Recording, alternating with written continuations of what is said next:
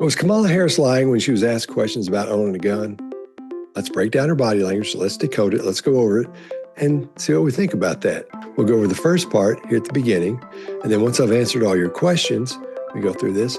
At the end, I'll put the second part and we'll go over that. We'll break down that as well. Okay? All right, here we go. You recently surprised people when you said that you are a gun owner.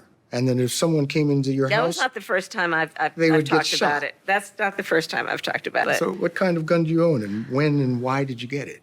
I have a Glock, and I've had it for quite some time. And, I mean, look, Bill, my background is in law enforcement. And so there you go. Okay, there's a lot going on here. So let's break it down. Now, when you're looking for body language cues that tell you someone might be being deceptive with you, might be lying to you, we want to look for these things in clusters. We want to look for body language cues, 1, 2, 3, 4, 5, however many there are. We want to find a cluster of them. There is not one body language cue that will tell you someone is lying or telling the truth. That's called an absolute. There are none, not one. So that's not what we're looking for. We're looking for a bunch of different things that tell us this person is uncomfortable, they're stressed, and could possibly be being deceptive with us, okay? So right out of the gate, what happens is this. When he asks her that question, or when he makes that statement, you surprise a lot of people when you said you were a gun owner. First thing she does is she uses a regulator. She puts her finger up because she's trying to control that conversation. That's what happens. You use regulators when you're saying, hey, hang on just a minute, wait just a minute. You come here, you move over this way. Those are regulators. So that's what she's doing. And she says, that's not the first time I've talked about that. And again, she says, that's not the first time I've talked about that. That's when the cluster starts. We see a whole bunch of cues in here that say she's probably being deceptive or might be being deceptive, okay? Remember, we're looking for more than one. I usually say let's find 3. And that's a pretty good jumping off point to say, okay, we need to start talking about this question a little bit more, diving in a little bit deeper. So first thing we see is that regulator. She's trying to stop the conversation. Hold on, I've got something to add to this. Then we see her blink rate just plummets. She locks eyes with the guy. So that's 3 right there. Okay, she locks eyes with him. Most people are under the impression when you lie to someone, you break eye contact. Nope. What's going to happen is this. When someone lies to you, most of the time, they're going to keep their eyes on you. Their blink rate's going to drop. They're going to lock eyes with you because they want to make sure you believe them. That's what's going on in the brain. They believe me, they have to keep looking at you. Now, it's normal to look away. And there are studies that show this. It's normal to look away and think for a second, or even while you're talking to look away. It's totally fine. But the person who's lying to you knows you think it's probably going to make you think they're being deceptive if they look away, if they break eye contact, so they're going to keep looking at you. Okay? Then she starts smiling. A lot of people smile when they're nervous, and they're giving the Japanese, when they get nervous, something happens and it's embarrassing, not just for them, but for somebody else, they'll smile real big. So she starts smiling. And from what I've seen with Kamala Harris, that's what she does when she's nervous. When stress rises, she smiles. Then she pulls her jacket closed. She adjusts in her seat. A lot of upper torso movement there. She scoots back a little bit. She fidgets with her hands. And then we hear what are called fading facts.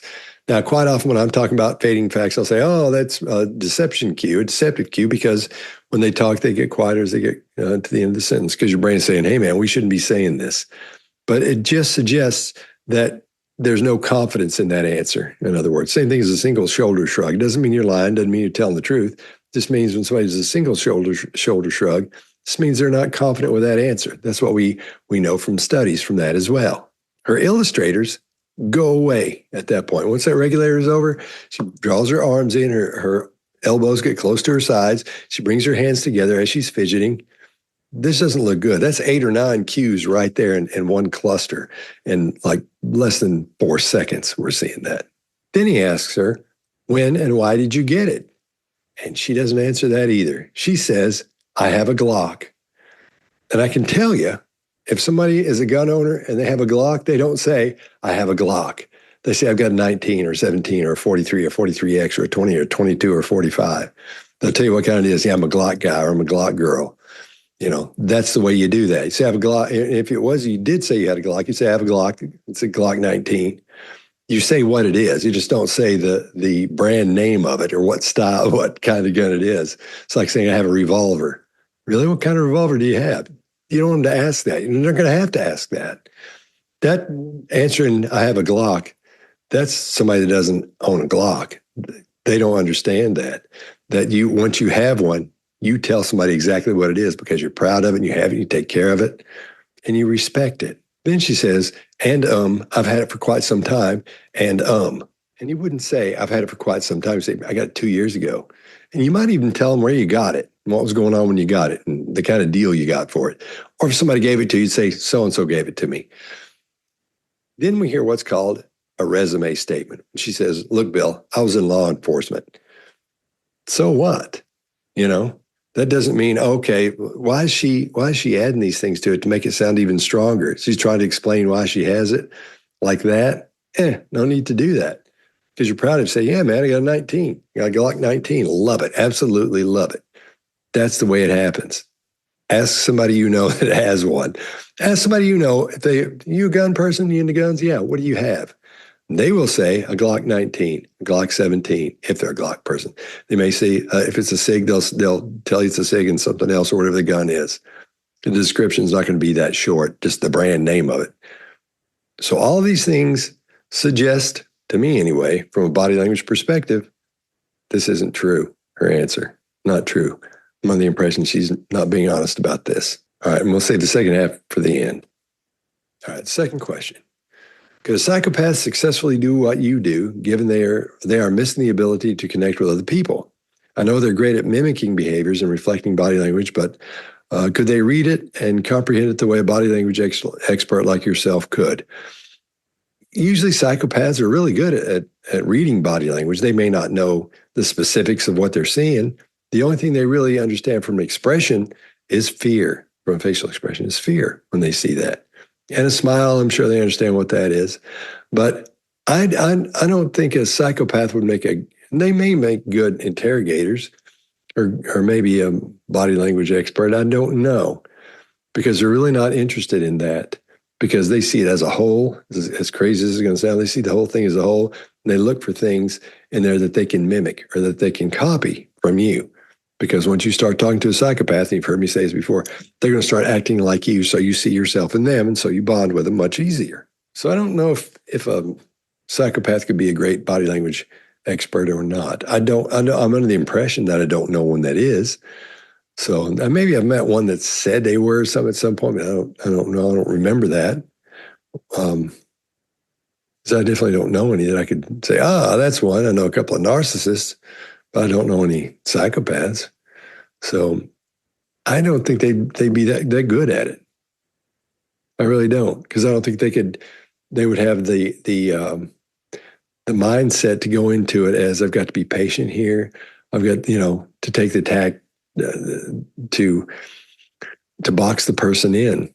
I don't think they'd have that. I really don't, because you have to have some emotion, so you'll be able to recognize the emotion you're seeing, or say, I need to evoke this emotion, so I need a question or an approach to evoke that emotion in this person, whether it be make them feel sorry for somebody or feel bad about what they did, that kind of thing. So I wouldn't think they make good interrogators now. So I wouldn't think they'd make good body language experts. That's what I would think. Are the students who shoot up schools mean to their pets as well? All right. Well, that's an interesting question. There was a study done in 2013. This guy's last name is R. Luke. I think his first name was Arnold. And another guy whose last name, Mattis, something like that. I'll find the study and show it to you. But yeah, and what I remember, what they found out was, or what they decided once their study was finished, almost half of the people who were the people who ended up shooting up schools, those people had a record of being abusive to animals. Doesn't mean that the other half weren't abusive. They just didn't get caught if they were. But those are the ones that actually that were on record of the police that had shown that they were abusive to animals. All right. While learning more about body language, I've become more cognizant and self-conscious of my own. Do you ever struggle with that problem? Do you have any tips for it? Sometimes I think about mine. I usually don't. I'm usually, when you're on TV or something, you are. I've noticed I have on that. If you see me on Newsmax or News Nation or on Dr. Phil's, Merritt Street, That's different because, a lot of people looking at you, so you've got to, be the person that you want them to know that you are a professional. You can't be goose assing around like we are on here all the time. So that's different. So yeah, I do pay attention to my body language there. I make sure I don't move around a lot. I make sure I'm not doing something, chewing on my mouth or doing something weird with my hands or something like that. And I have to be listening to whatever the person who's talking to me is saying. So if you ever see me on one of those things, you'll see that, yeah, I'm paying attention to it there. Outside of that, not really. I'm not. Today, I was in Oak Ridge and Tennessee, and I was there for a couple of days. And I went to Starbucks. And when I pulled up, I had on these glasses that are Clipon that all the guys in the behavior panel make fun of me for because they cost like $7 and you just stick them on there because I don't want to I have those kind that when the sun hits your glasses, they get darker. But when you come inside, they're still dark and it takes forever for them to get back to normal. So I get these clip-on ones, right? And so I wear them around town in my car. I don't care. I don't care. So I ordered my Starbucks stuff, my flat white, tall flat white. And as I pull up, I'm wearing those things. And I forgot that I was wearing them. Because I don't like when I'm talking to somebody, if they have on sunglasses, I don't like when they have them on. And that's another thing. If I've got those kind that automatically go dark, I have to take them off if I'm talking to somebody. So with clip-ons, I can just pull it off and it turns off, or you can flip it up like that. And then when you're done, you do that and they flip down, which is another joke the guys on the behavior panel make fun of me for, because I did that once.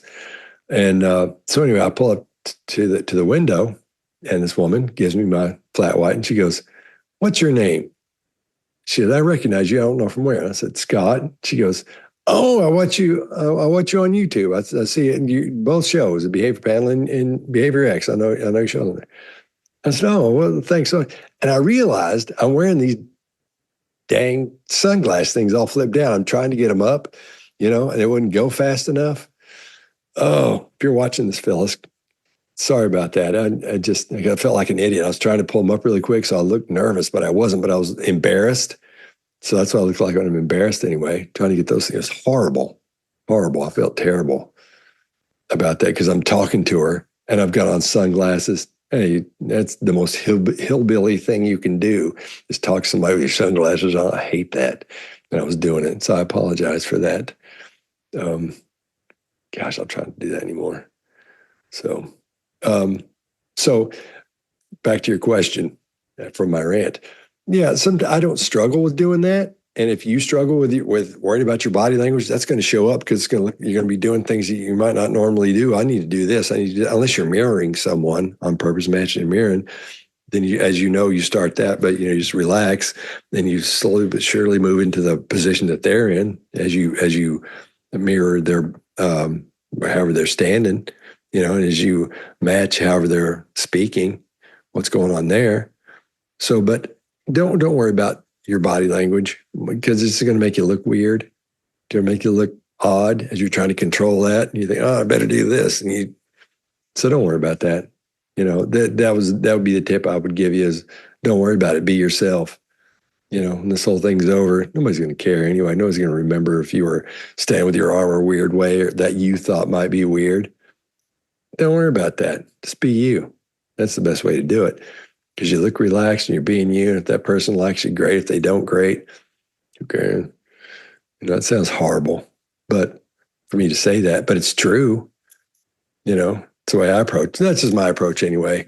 I don't care what anybody thinks. So I'm usually relaxed, except like I said, for on TV, that's different because you're there for that news channel or for Dr. Phil's thing, and you have to show respect by acting normal and showing like you're the person that knows what you're talking about. So outside of that, don't worry about it. If you're going to be on TV and stuff, that's different. You got to act like you belong there and the way people would expect you to act. That's what I do anyway. What was the cocked-lipped expression that Elvis had so often?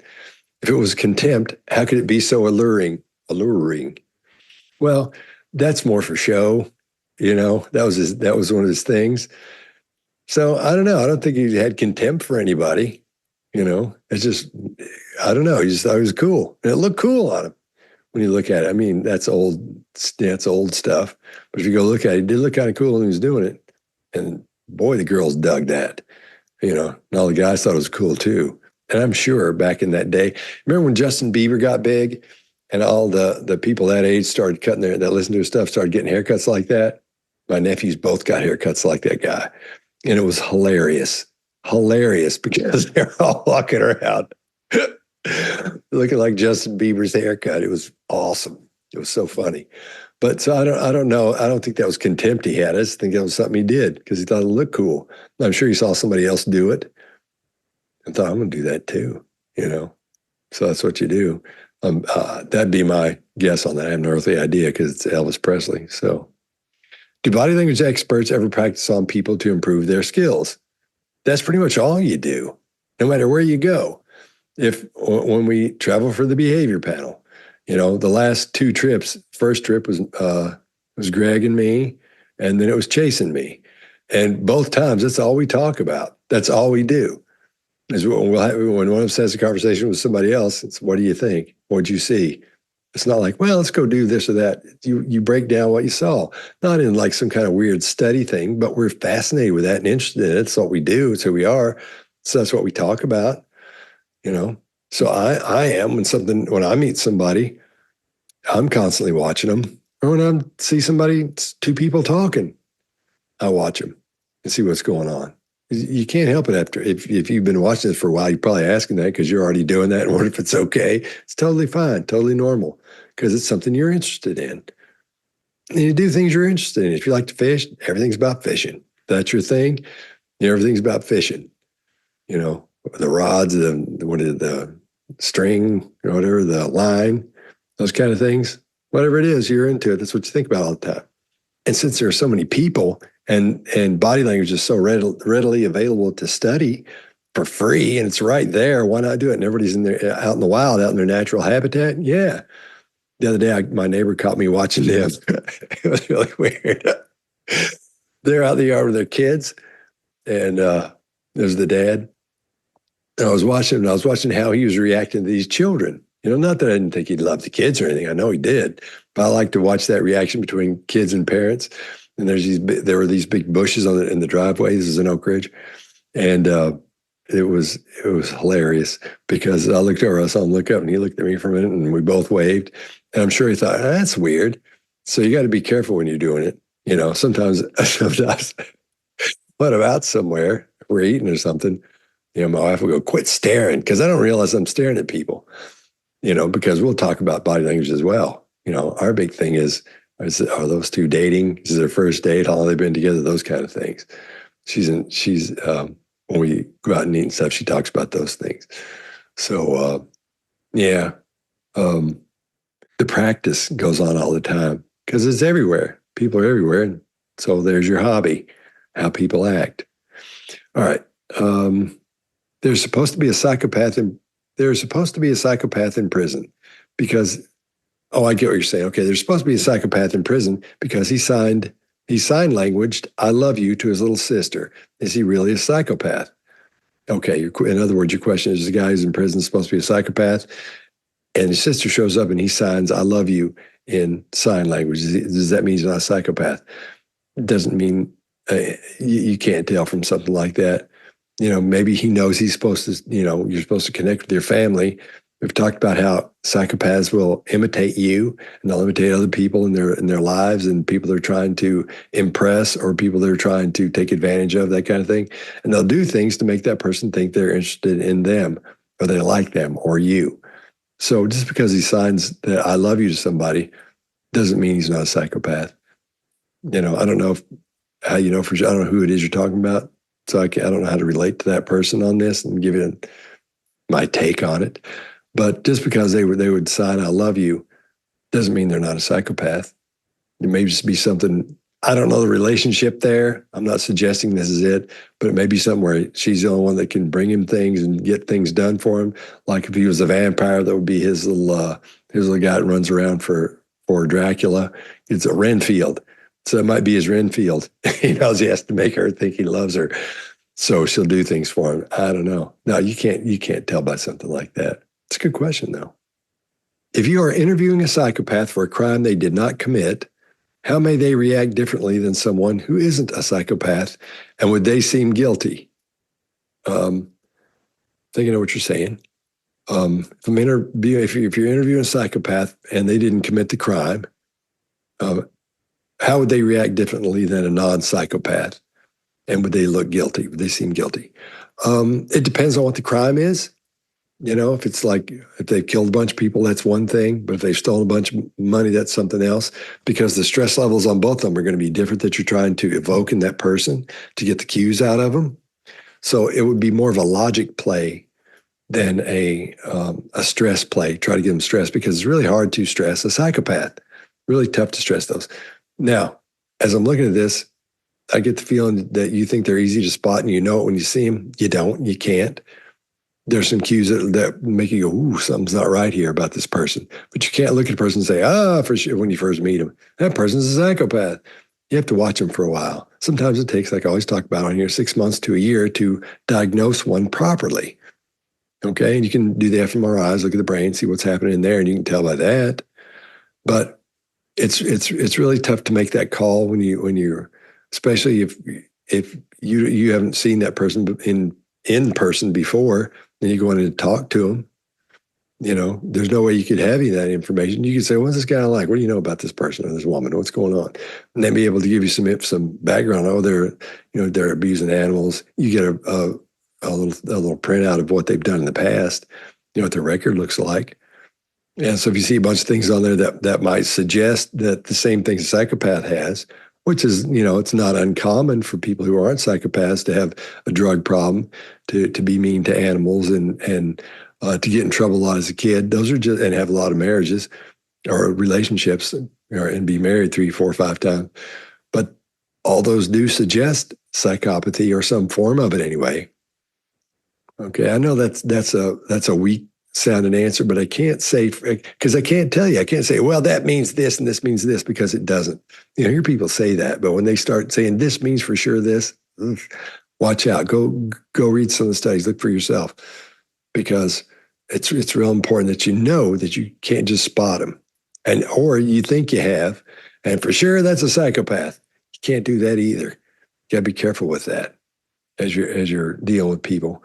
So if there were psychopaths and they didn't commit the crime, are they going to, are they going to react differently than someone who isn't a psychopath? Yeah, they are going to react differently to questions, because you'll start off with asking questions, like I said earlier, that deal with stress. And when you see no stress, you may go, ooh, this person's hard to stress. You might not go, it's probably a psychopath. So that's when you go into logic from that. Because maybe they're autistic, or what do everybody say? Or maybe they're on the spectrum. So you really have to be careful with that. You got to be, especially if you're dealing with somebody who might go to prison, not jail, but prison. So you really have to be careful with that as you talk to them. So that's a good question, though. I see what you're saying. They will act differently, but it doesn't mean for sure that they're a psychopath. You can't spot one, in other words. It takes a while. What makes some people able to lie flawlessly and others be terrible at it? Is it a brain thing? You start lying when you're a little kid, then you get good at it, because you understand how people are going to react and what they believe and what they don't believe, and then what approach you should take when you start to lie to someone. That's the way they do it, you know. So that's how you get good at it. You practice and you rehearse, and it starts when you're a little kid, around 3 or 4, when you realize you can lie about something and get away with it. And then you can do other things. And some people don't ever stop doing that. You know, it's not fun. It's not cute anymore. And they do that all the time. And that's how they get good at it. So, and it's not necessarily a brain thing, you know, but like practicing something, I guess it could be, because you'd get better at it, and you'd think about it more often. How can I do this? How can I do that? If you were a criminal, you know, or you had a criminal lifestyle. So, but I wouldn't go right to, it's a brain thing. No. People that are great liars, they're practiced. Having said that, psychopaths are awesome liars, because there's no stress behind those lies. It's not going to bother them if you find out. You know, it's not going to make their stress go up at all. They just find a way around it. That's why they're always in such a good mood, it seems. it seems like they're in a good mood when you meet them. It's so nice and all that because they're, like I said before, they're reflecting you to you. That's what you're saying. After they figure out what you are, what kind of person you are, and just a few little things you like there in the first few minutes, man, you'll start seeing yourself. And everybody likes themselves. Most people like themselves. So that's what you'll be seeing in the psychopath. So people who lie flawlessly, they're really good at it because they do it all the time. You'll find they have a record of that. Not a police record, but they'll have a history of that. That's what I should say. How much more difficult has Botox and other fillers and cosmetic procedures made your job? I've answered that before. I never answer it without laughing because sometimes it's so obvious, it's crazy. But even though somebody's had a little Botox, you can always see a little movement up in here, up in the top part of their brow. You'll see little movements in their mouth and stuff. And not it depends on how much they've had. If they've had a lot and they've been doing it for a while, those eyebrows start coming in like this and they start looking like an ant. Like you've seen people with like horrible face work, like cross between an ant and a fish, a catfish and an ant. So when you see the eyebrows go down like that, they're headed this way because those muscles in there have just, I guess, collapse is how you'd put it. And so you know what to look for. Once you see that, you go, okay, here we go. So it's more in tone of voice and the other body language stuff. So not necessarily the face you're looking for, but the eyes may squint a little bit differently, or you may get a little bit more out of the eyes than you normally would with everything else. So you don't focus on that as much. So it's a little tougher if you can not laugh when you see it, when it's done not very well. I don't know how to say that nicely. So if somebody's had a bad Botox job or they've been getting too much from whoever's goosing them with it, you'll see it automatically so you know to look other places. So and rarely is it something that's subtle. From my experience, I haven't seen it where I've seen it where it's done subtly because I had Botox, whatever. But there's things still move, but not as much, So I don't know. I'm sort of used to seeing it, so I don't think so I'll look for other things. I think you just automatically go there. So it's not that tough, not that bad. What was the absolute closest you've ever felt to being a genuine mind reader to the point where you amazed yourself? I know. And it's not, I didn't feel like a mind reader, but there's this thing, you've seen Spidey, the magician. He's a body language guy as well. He does magic tricks and stuff. And those things fascinate me when he does it because he's like a high-end magician, not like the one down at the kid's birthday party, that kind of thing. This cat spends hours on one little move, right? So what I got, and the only trick I know how to do, and it's only worked 4 times, is this thing where I say, and I'm talking about 4 times over 30 years probably. So a little over once every 10 years it'll work when I do it. But man, when it works, it's awesome. I'll be leaving and there'll be a pack of cards for whatever reason, wherever it is. If I see cards, I say, okay, I'm going to take off. Let me tell you something. I want you to pick up that pack of cards and I want you to choose any card out of it. And this is why I'm putting my coat on or wherever else I'm heading toward the door. And I'm going, now I'm leaving, but I want you to pick out a card from that. Okay, any card you want. As you look at it, and I'm going out the door and I know they're looking at it, so I start going out. I go, 3 of hearts. 3 times or 4 times I've gotten that right. And I can hear him as the door closes go, oh my gosh. That's the closest I've ever felt to like being a mind reader or being magic about something. Of course, it's all the odds, and how many times you do it, But, and then there's all the other times, probably 50 other times I've done that. It never works. It never worked at all. But so there's always somebody around that has seen me do that when it didn't work. And so they want to see if it's going to work because they want to watch that person when they freak out. Because when it works, man, it's awesome. It's unbelievable. But I've never really felt like I was a mind reader because everything with body language is academic. You can learn it. Anybody can. Anybody can learn. All you got to do is read and study and take some courses and learn about it. That's all you got to do. You got to do it. It takes a while. You can't do it in an afternoon. I talked about that in that video I did a few videos ago where I said, you want to be a body language expert? Here's how I did it. That's exactly what I did on there. So it takes a while, but you can do it. Anybody can do it.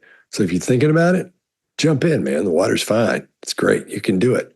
And just learn a little bit as you go along, a little bit at a time. It's easy. I'm telling you. It's easy.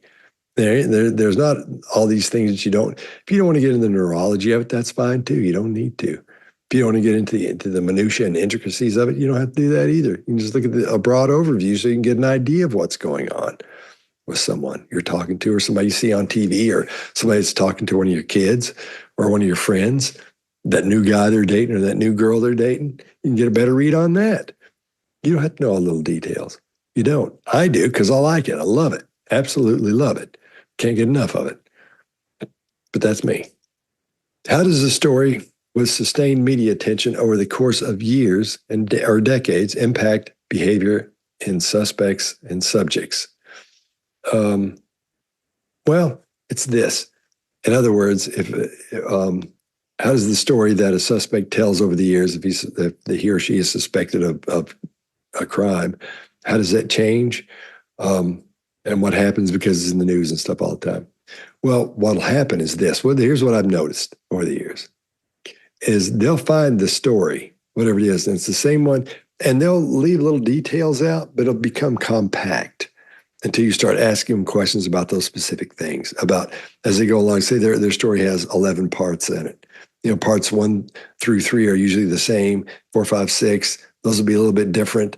They'll change a little bit. They'll waver just a little bit. There won't be big details that are changed, but there'll be details that are left out, right? So when you get to 7, 8, and 9, those usually start locking back into, because you're wrapping it up there at the end. It's always the same ending. That's one thing. The end is always the same. But it's the details they leave out. But when they start adding details, that's when you got a problem, especially over the years. Really, this happened? And for, 23 years or 8 years, 5 years, you've not brought this up yet? So that's a source lead, in other words. So when that little detail pops up, you can say, wait a minute, you never talked about this before. Let's talk about that. You may not say you've never talked about that before, but you'll say, let's talk about this little thing here you're talking about. Tell me about this. And you do what's called like a micro interview or a micro interrogation on that one point. You get all that out of there. You find out whether that's true or not, because there may just be something they added in there to sound like they're, smarter or more, aware of what was happening than they were, that kind of thing. So as it goes on, sometimes the little details will disappear. So, but if they add anything, that's where the problem is. Or that's a good jump off point there. Who lies best, men or women? I don't know. I'm sure there's a study on that, and I don't know what it is. That's an interesting question. That's a really good one. Who lies the best? Now, from my personal experience, I'd think it'd be guys that lie better. I would think. Because I think I'm under the impression I've had more guys lie to me than girls or women. Yeah, I think men would lie. I don't know if it's the best. I don't know. I can't say because I don't have the information on that. So I can't tell you for sure. Personally, I would think it'd be men because they're more aggressive and they're out, doing more things they shouldn't be doing a lot of the time. So I think they'd be really good at it. That'd be my thing. If I had to bet, I'd bet it was guys, men over women. So, but I don't know. I'm going to look that up, though. I'll find out next show. I'll know. What is the first thing you would do when starting your very first class? Well, your style differed from the rest of the behavior panelists. And what would be the first homework assignment when you would give your class? Well, it wouldn't be that I did it for the first time. I've already done that a million times. So a lot of times, I'm not saying everybody starts the same spot or the same place, but there's really only one place to start. And that's two things really. Understanding that everything that you see happens, that begins and is executed by the brain. So you got to know that. Then you have to know how to observe properly. Okay? So I always start out with showing, even in body language tactics, I always start out with showing what everybody thinks. Here's what you're seeing, but let's zero in on let's pinpoint some things in here because you think somebody's arms crossed, it means something. Let's take a look at not only does it not mean what you think it does, what else could it mean that you don't think it means? What are you looking for there? So I go over some things about, do they have a weapon? What would make you think somebody with their arms crossed would have a weapon? Especially if it's not, if they're not hiding it in this area here, if say they're wearing a weapon, then how would you be able to tell that? So it's things like that. That's usually my first lesson. I open up a lot of talks with that because that's so important. That's a great question that you ask. Because it's so important to be able to observe properly and understand why people are doing this. Because if I just say, oh, people do this because of this, this, and this, and I don't tell you why, where that's coming from, the brain, then it doesn't stick as well. It makes no sense later on.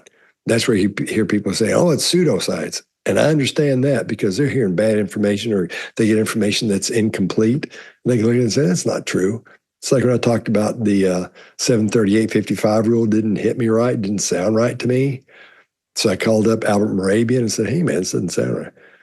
Because it just doesn't sound right when some people are saying it. And the reason it doesn't sound right when they're saying it is because they don't know the backstory on it, the history of it, or what the research is on it, what the studies say about it.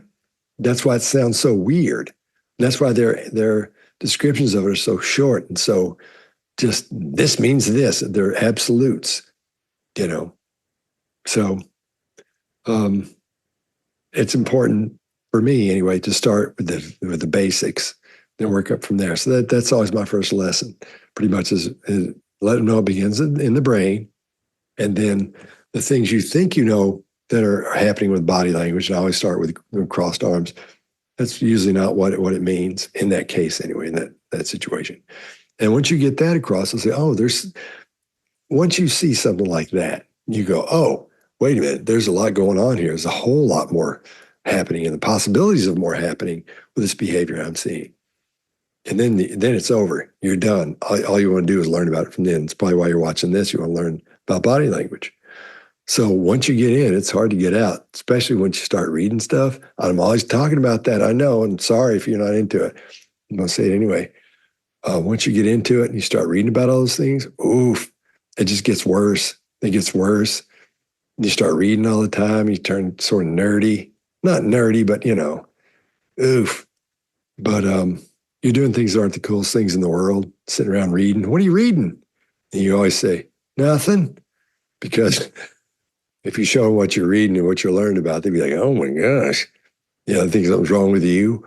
Most of my friends know that why I'm reading those kind of things, but still, if you're going over studies or something, why are you studying about that, man? But then again, there's the who cares part. Do it anyway. I don't get it what anybody thinks. You shouldn't either. That's my opinion. But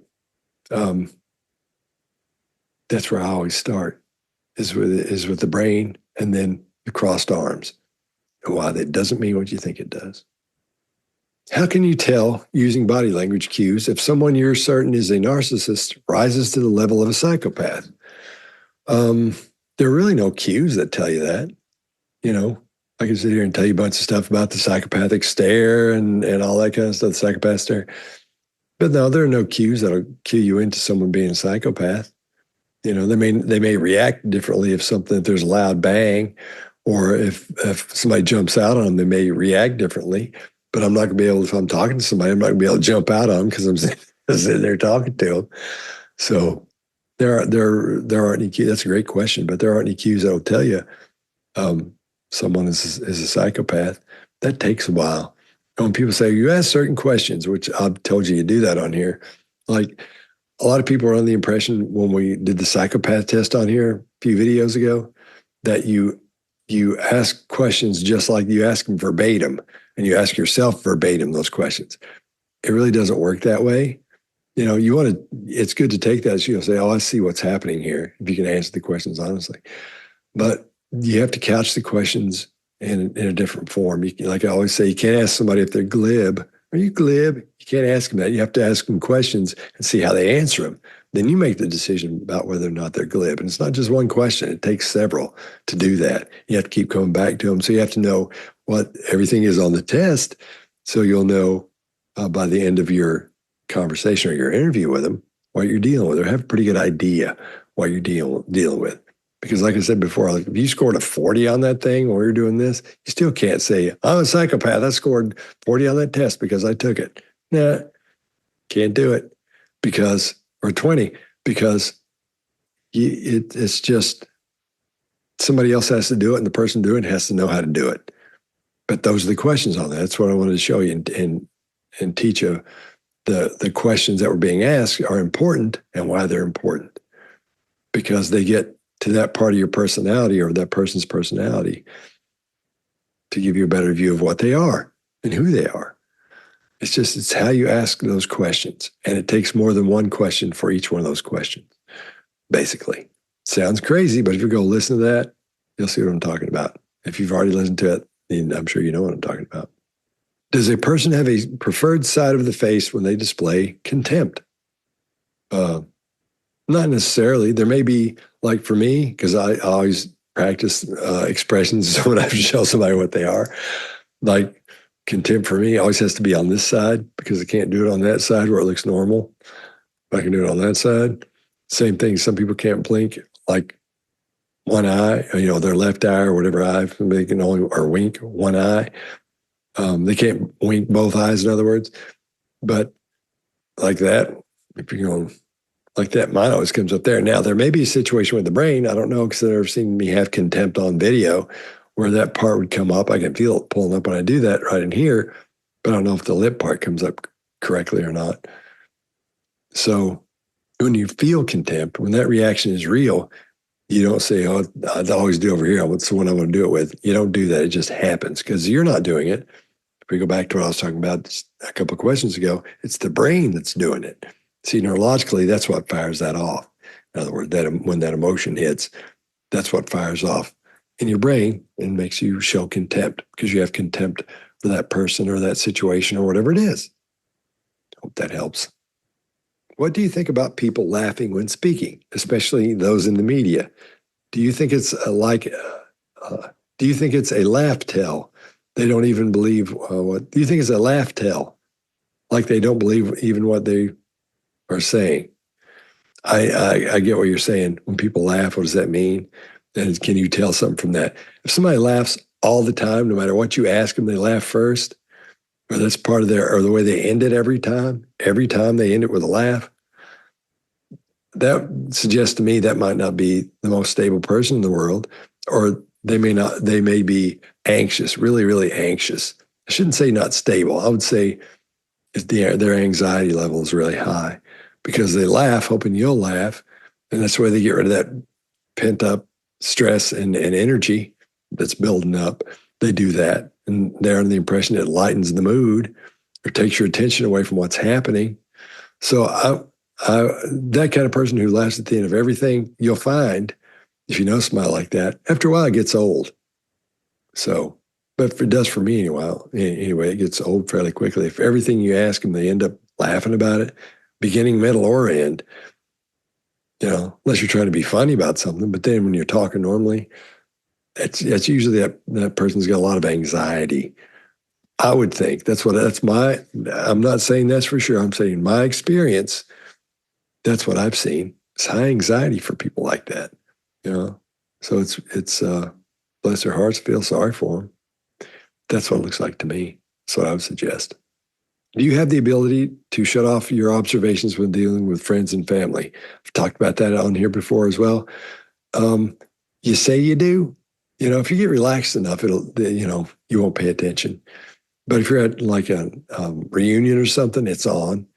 But if you're around your family, it'll slowly fades away. You're really not doing that unless, it's like brothers and sisters. You know how it is with brothers and sisters. You're all the time trying to, you have these little, not fusses, but you know how it is. It's brothers and sisters. So you have that a little bit, so you know how to sting them or whatever.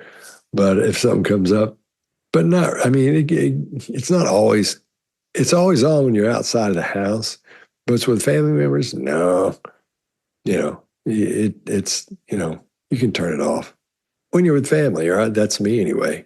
I'm not sitting around watching. How boring would that be? Sitting around watching your mom or dad or, Amber or whatever it is. You did this. Nobody wants to hear that. So, yeah, you can turn it off, I guess. But once you go outside, you can't. Once you leave, you're looking just like you. You're looking for, looking for all of it. So when you were training to be a body language professional, what types of body language were the hardest for you to interpret correctly? Probably micro expressions, because that's something that you either have a natural knack for or you have to really study it a lot. I think I had a little bit of a knack for it because I started when I was little, but micro expressions weren't around back then, but I knew there was something to expressions that I hadn't learned yet. I always felt like that. I still feel like that. You always have to take learning from a beginner's standpoint, no matter how deep into something you are, especially when it comes to behavior. There's always stuff that you're not going to know. You have to approach it like you're a beginner. You're just starting because you'll learn a lot more. But the hardest thing I think was probably understanding the intricacies of micro expressions, because there's so much on that now. If you start getting into that, you start getting into Paul Ekman and these other studies on that. Wow, it's a lot. It's its own thing. So, and that ties in with emotion really tightly, obviously. So hitting that right is the one that's really tough, but it's valuable. It's invaluable, really. You've got to learn that stuff. You don't have to. But if you're going to be an interrogator, say you're watching this and wondering about that, you should learn that. You should get into micro expressions and learn all you possibly can. And there's some great teachers out there. By teachers, I mean, they've got some great books that you can learn from. A lot of great studies you can learn of theirs. So that's what I would suggest doing. Because for me, that was probably the hardest. So when I see those people or talk to them or read their books, I'm coming at a thing where I've really got to focus and pay attention. I think I have a good understanding of it. I think I have a good handle on all that. But still, I always take that approach of I'm just learning. So for me, that was probably the toughest one, was microexpression. Is it easier or harder in this text message generation to understand a person and their motives, since they have the convenience of communication behind a screen and equipped with emojis? You got to go watch Peter Hyatt. That's the guy that's got all that figured out. Peter Hyatt. He's got a channel. Go look at his stuff. If anything's been written down that somebody said or what somebody said, go check out his stuff. He's got his thing is just that. And it's mind-boggling how good he is at that. So go check out Peter Hyatt, Hyatt. That's the guy you got to get into for that. Get his book as well. Great, awesome guy, awesome approach to exactly what you're talking about, among other things. Let's go over the second part of the Kamala Harris video. And was she lying about the question about having a gun, owning a gun? Have you ever fired it? Yes. Of course I have. At a shooting range. Yes, of course I have. All right. Quite often when someone answers a question and it comes out too quickly or it comes out too late, those are cues that that might be deceptive, because no sooner does he finish asking that question does she say yes. And it's really high pitched. It's really short. It happens super fast. And so that tells us or suggests to us that her stress is a little bit high because her throat is a little bit tight and her larynx is a little bit tight. So the tone of the voice goes up. Okay, yes. And then she starts laughing like he should know she shot it. That's not something you would laugh at. It's not an answer. There's no reason to be laughing at an answer like that. I think that shows that suggests a lot of discomfort on her part. So I don't think this is true at all. I think she's not shot it. I don't think she has one. I don't think she shot it. That's the way it looks to me. That would be where I put all my chips on this being deceptive. And please subscribe if you haven't done that already.